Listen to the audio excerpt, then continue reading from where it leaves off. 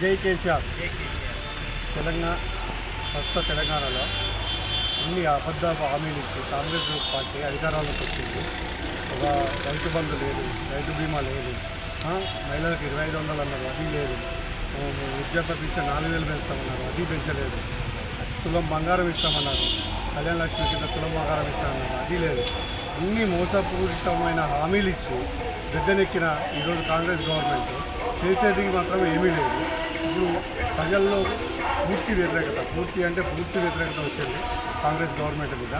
ఇప్పుడున్న నర్సంపేట 10వ వార్డులో నాగిశెట్టి పద్మాప్రసాద్ గారు అత్యధిక మెజార్టీతో గెలవబోతున్నారు. ప్రజల్లో వ్యతిరేకత బాగా ఉంది. వాళ్ళు ఈ 2 పర్యాయాలు ఇక్కడ చేశారు.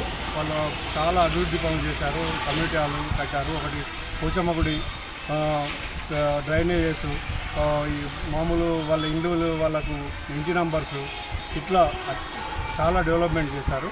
జనాలలో కూడా వాళ్ళకు మంచి అది ఉంది. వాళ్ళు ఖచ్చితంగా గెలవబోతున్నారు. దయచేసి పబ్లిక్ ఆలోచించి ఇప్పటికైనా ఈ మోసపూరిత హామీలను వదిలిపెట్టేసి టీఆర్ఎస్ని గెలిపించుకోండి. 2 సంవత్సరాలు వాళ్ళ గవర్నమెంట్ ఉంటుంది, తర్వాత మళ్ళీ వచ్చేది మన ప్రభుత్వమే. మనం అన్ని కేసీఆర్ ఇచ్చే ప్రతి హామీ, మాట అంటే తప్పడు, కేసీఆర్ ఇచ్చే ప్రతి హామీని మనం నెరవేర్చడానికి సిద్ధంగా ఉన్నాం. జై తెలంగాణ. నర్సంపేట అడ్డ మీద గులాబీ జెండాను కైవసం చేసుకోబోతున్నాం. చైర్మన్ పీఠం కూడా మాదే. అత్యధిక స్థానాలు మనం టీఆర్ఎస్ తరఫున గెలవబోతున్నాము. బీఆర్ఎస్ తరఫున గెలవబోతున్నాము.